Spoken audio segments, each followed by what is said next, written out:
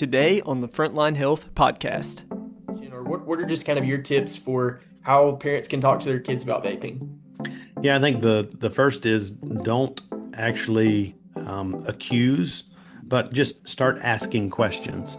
Ask them what they're seeing, ask them what is going on around them, and don't necessarily say that they're the ones doing it because that always opens up dialogue, and then it can open up opportunity to discuss the dangers of these things, and that will seep in whether they're doing it or not, but at least having that conversation will give you an opportunity to educate them a little bit more, and trying to be open to having that discussion with them without necessarily just coming down hard on things because you want them to be able to come to you and to discuss those things with you. Hello, and welcome back to the Frontline Health podcast by Centurion Health, where we share health news, tips, and insights to help you take ownership of your health. I'm Evan Patrick, joined as always by Troy Dool. Today, we're talking about something that keeps coming up in conversations with parents, teachers, and honestly, you just see it when you're out in public: vaping. What's interesting is this: Gen Z is drinking less alcohol than previous generations, which on the surface sounds like a really big win for health. But at the same time, vaping has absolutely exploded, and a lot of young people genuinely believe it's not harmful, or at least that it's not that harmful. Yeah, I think it's a big deal because this generation certainly seems to be inspired by health things and sees things that are definitely not beneficial for them. But this is one area that kind of makes you scratch your head. I guess every generation has it because vaping is so prevalent. And I know people who used to smoke that say, well, at least I'm not smoking anymore. I'm vaping now because this is much more beneficial to me than smoking was. But it is truly one of those things that I think is eye-opening once you get into some of the information about how unhealthy vaping actually is. Yeah, and I think a lot of people would be shocked just to see how prevalent that it is. I know I was a teacher for 2 years, and I was absolutely blown away by how accepted it was just among my 14-year-old students as being so normal and something that, I mean, I would obviously I don't know, but I would be willing to bet probably close to half of them partook in. It was a constant battle, monitoring the bathrooms, monitoring things in the hallways when there were passing off of vapes going on, and even sometimes somebody getting as bold as to do it in the classroom during the middle of a lesson, which is shocking. But it's so prevalent, and really excited to kind of slow down today and ask, what is driving this vaping culture in our kids? What's actually in these products that they're consuming? What do we know and not know about the long-term health effects? And how do parents talk about this without the conversation immediately shutting down with their kids? Uh, that's a great question, and I'm excited to start going through some of these things with you because it's so true. I think a lot of it is, to me, it's interesting. Back in the day, if somebody was smoking a cigarette, they smelled like cigarettes. But now, if they're vaping, you really can't tell that they're vaping because it doesn't have that off-putting smell that goes with it. Now, sometimes you've got the grape smells and the other things that you're like, you smell a little fruity. But other than that, it's really hard to tell if they're jumping into it for sure. Yeah, and they blame it on perfume. They blame it on, That's right. candy that they're eating or something like that. All kind of other things that are similar smells that you can pass the buck to. That's right. So before we get into the ingredients and biology of all of this, let's zoom out. Why does vaping feel so tied to Gen Z specifically? I think Gen Z has seen and been exposed to a lot of things about alcohol in particular. So they've seen the addiction, they see DUI, they see mental health issues. So I think they've already got a little bit of healthy skepticism with it. But vaping kind of entered as a great alternative to smoking and that it wasn't as bad. So it doesn't have that smell like we've talked about. There's no ash, and you don't really have the social stigma that we saw with people who smoked in previous generations or with alcohol itself. So it feels super normalized, and it's almost akin to a lot of these energy drinks that kids are taking. and drinking on a regular basis. They're not great for you, but they don't see the downside long term. And because everybody's doing it, it seems to be much better than smoking in their eyes. Hmm. So the story for them becomes that they tell themselves, I don't drink, don't smoke cigarettes, I'm making healthy choices. So in their minds, a lot of times vaping is getting the free pass. That's absolutely right. And it's unfortunate because I think there's just not a lot of education that goes on with it. But that's one of the reasons we've decided to choose this podcast. So let's ground it in reality. How common is vaping right now, especially among teens and young adults? Uh, Among middle and high school aged kids, e-cigarettes are the most commonly used tobacco product. So there are millions of kids who have reported that they currently use it.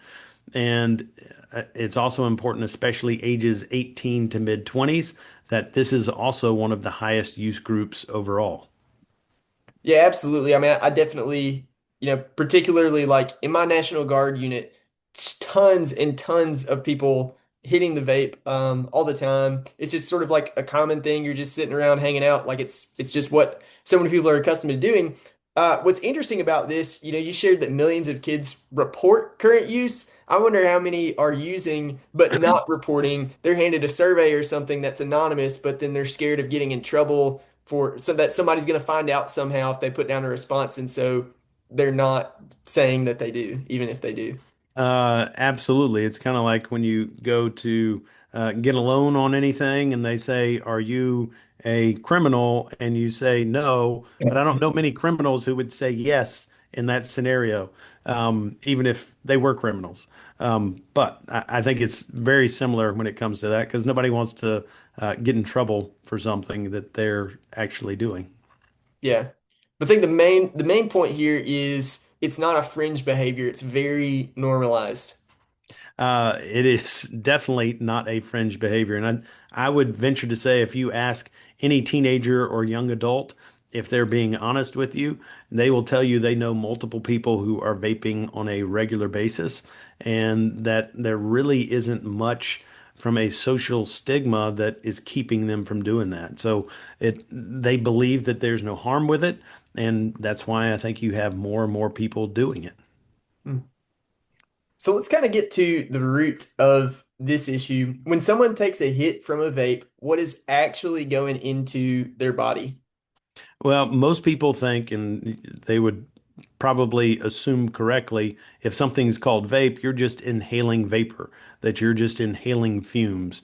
But it's actually an aerosol, which are tiny particles that are suspended in the air, and it's created by heating a liquid, which is one of the reasons there should be major concern because of what you are inhaling at that point. The first one is you're inhaling a lot of nicotine, which is highly addictive.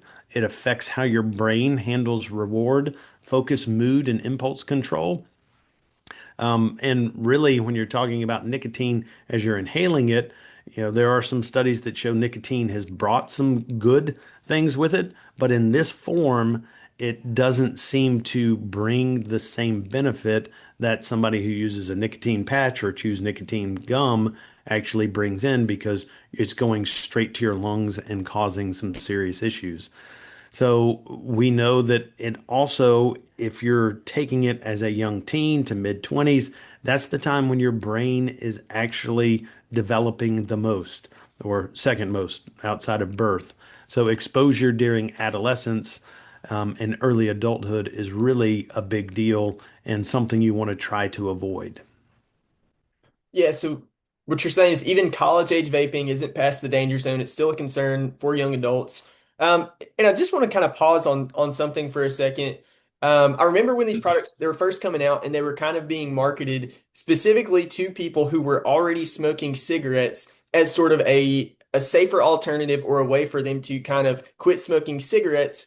And the idea was that they would still get that hit of nicotine that they were craving but not the harmful chemicals associated with cigarettes. Also, recently there have been certain, influencers, people, who on the internet who have been kind of promoting this idea that maybe nicotine isn't really all that bad for us. it's just like caffeine, saying maybe it has certain benefits, even. So I want to ask you the question, is nicotine in and of itself bad for us? And what do you make of kind of the shift from what these products were originally being marketed as to who's using them today? Yeah, I mean, if you look at some of the studies that have come out, it typically isn't the nicotine that was causing cancer for individuals. It wasn't the nicotine that was causing issues when people were smoking. It was the chemicals and the smoke itself that you're inhaling into your lungs that seems to be the major trigger. So there are definitely lots of studies that show nicotine has some benefit. There are definitely some studies that show it has some addictive qualities to it. And I think for some of the studies and people who may have joint pain and other issues along those lines, nicotine may be a great alternative based on the studies that are out there. But taking it through inhalation is not the way to do it. So you want to avoid inhaling anything because ultimately it's about the particles and the lung exposure that we're talking about that you need to avoid because those particles actually travel down into the lungs and it's not really where you want any of those chemicals going. You want those chemicals to stay far, far away. I mean, you're just pulling in some serious toxins into your lungs at that point. The other thing is there's some heavy metals that are there. So you get nickel, tin, and lead in e-cigarette aerosol, and some of that comes from the heating elements that are going on, which is kind of interesting because most of us don't think of metal when you're thinking of vaping because you just see plumes of smoke. So that one definitely is a shock. And then there are some VOC compounds that come out. So VOC is something that we hear about with these toxic fumes that come up, whether that's with brand new carpet or clothes or furniture. But the VOC stands for volatile organic compounds, and they're basically chemical byproducts that are formed when liquids are heated. And some of them we know actually irritate the lungs and the airways, and it causes longer term concerns. And if you look at any of those lungs of people who are vaping, you also see what's called popcorn lungs starting to pop up. So you get all these issues going on in your lungs. So it is having a super detrimental effect long term on people's lungs if you're vaping on a regular basis. That is so important for people to know. I mean, thank you for sharing all of that. You just don't think about all of those contaminants being in something that you're inhaling. Um, so thank you for sharing all of that. I think that's super important for parents to know and for anyone who's vaping really just to be aware of. Um, I want to talk about flavors because I feel like that is kind of the whole game with how these products are now being marketed. I feel like the commercials that I saw, like when vapes were first coming out, they were not nearly as bubbly or advertising these crazy, like candy-like flavors or fruity flavors. It was just kind of like, hey, this is clean water vapor. But now flavors kind of seem like the whole game. Yeah, and it is actually kind of crazy because I think a lot of them advertise that they're safe to eat, but they never have been truly tested for inhalation. Obviously, it's a big difference if you're swallowing something where you could have toxins get into your gut, but your gut has Mm. acid levels and other things that will break that down, and it may not get into your body. But if you're taking it directly into your lungs, there's nothing to protect it. So it's going to get into your bloodstream and much quicker, and it's going to be a much greater effect detrimentally on your body. Yeah, so that FDA approved flavoring doesn't mean safe to inhale. Unfortunately, it doesn't. So definitely one of those watch outs that you need to pay attention to. Mhm. So to address the specific question, isn't vaping safer than smoking? That's the pushback we hear a lot. So is that true? Does that hold weight? Um, I don't think it does. Now, somebody who may be a chain smoker who smoked all their life and then it helps kind of wean them off, maybe, but we've already seen that these lungs have what's called popcorn lung that we've talked about, and they have other issues that are popping up. So you may just be trading one poor effect for another. And then, especially when you're talking about this new generation of teens and Gen Zs, they hadn't smoked at all, and we're still seeing detrimental effects. So don't really need to get into that. Well, it's better than smoking. Well, the truth is, you just don't need to do either one of them, and your body would be much better off. Yeah. And then, I mean, of course, we don't have the 40 years of data that we Right. have with cigarettes to know exactly how it's impacting our bodies. We don't have that with vaping, so there's a lot that's still unknown. Very true. Very true. All right, so the marketing, we know that this didn't all happen by accident. So let's talk about that for a second. Why kids have sort of become the target of this. Yeah, I think a lot of it is because there is a potential market out there, and they recognize that people can use this, kids can use it, and they won't get caught doing it near as often. Much harder to do that. And then when you get those bright colors, you get candy, different candy names, dessert names, whatever it is, and all of a sudden you get this. Bright, shiny object that kids are drawn to. And it's unfortunate that there aren't more warnings and more education behind it, but it certainly is a big issue. It really is amazing how some of these products have been allowed. Like some of them look just like USB drives, obviously making it very hard for teachers and administrators to know, like if a kid has just a flash drive that they've got because they're saving school projects on it, or if it's actually a vape. I mean, I remember one year we had a briefing at the start of the school year on different objects that vapes were shaped of. There was one, it was literally a Coca-Cola can, and I mean, it was indistinguishable from a can of Coca-Cola, but you could unscrew the top, and then there was the vape where you could take a hit from it. I mean, it's remarkable, all the Wow. different tumblers, things that look like tumblers. I mean, it just was the craziest stuff. And companies have designed products like this that kids will buy so that they can get away with doing this stuff in public, hide it from their parents, hide it from their teachers. It's really insane. It is. And then to package it with kind of that heavy or the lifestyle and identity piece that is going to help relieve stress and help you focus and make you a part of a community.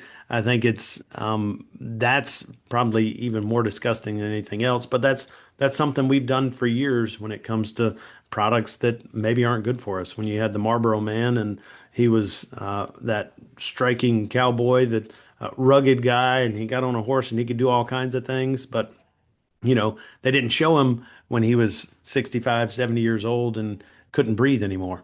Um, that's That that's wouldn't have the been a very good unfortunate. commercial. It would not have made a great commercial at all. We do know that there has been some progress made in recent years, maybe in the past couple of years, where there have been laws that have been passed to prevent youth targeting. So what happened with all of that? Yeah, so the FDA came in, they got authority over all the tobacco products out there, and they actually raised the legal age to 21, and then they restricted certain flavored products in order to help kind of get a little bit more regulation around this industry as a whole. And we know that it's going to take a little bit of time to get there with all of these things, but technically it is supposed to be up to age 21 with anything that has those tobacco products.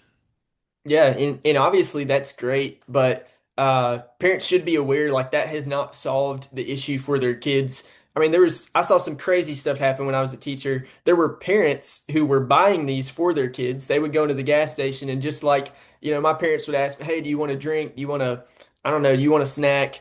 I'm going to the gas station. They're like getting their kids vapes at the checkout counter at the gas station, which just blows my mind. But then also, like, parents need to be aware kids are passing these off to each other at school. Like, just because you're monitoring and making sure that they don't have them at home doesn't mean that they don't have access to them from their friends at school, and all kinds of other ways for them to get them. They're vape dealers, right? Kids that will sell them to other kids. And so, like, if a kid wants to have access to it, chances are they're going to be able to get access to it somehow.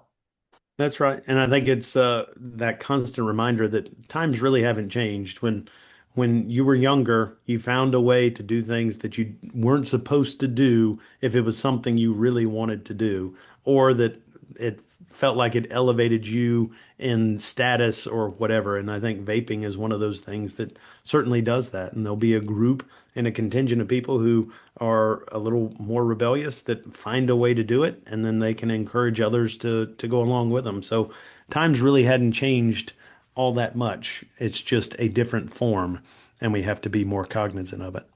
Mhm. So you have two teenagers at home, Troy. For parents who are listening out there, what how can parents talk to their kids about vaping and what would be a helpful starter for that conversation, or what are just kind of your tips for how parents can talk to their kids about vaping? Yeah, I think the first is don't actually accuse, but just start asking questions.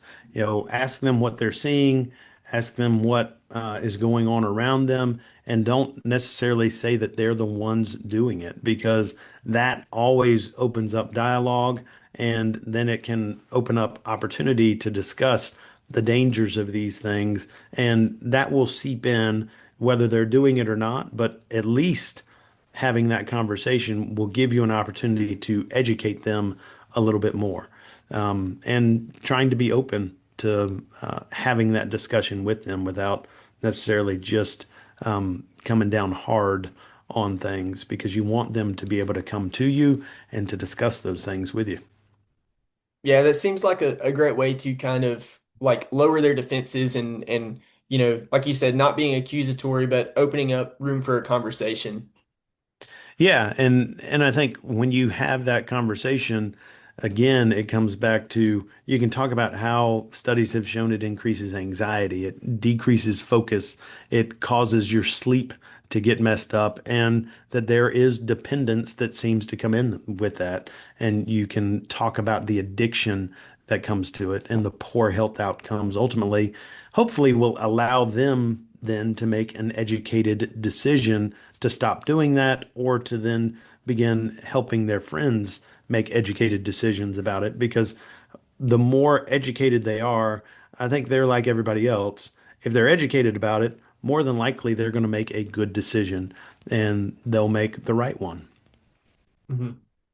Yeah, and I think it's also important, like all of us, kids have a short memory when it comes to things like this sometimes. So, making it an ongoing conversation and something that parents are continually just kind of checking in with their kids about. And I think that goes for vaping or really anything else, like having that open line of communication and just talking to your kids about what's going on in their lives and at school. Regardless of how much they give you, right? I probably was not very open with my parents when I was a teenager, but at the same time, I'm sure that is provoking some thoughts in them that will help them try to hopefully make wise choices as they're dealing with this.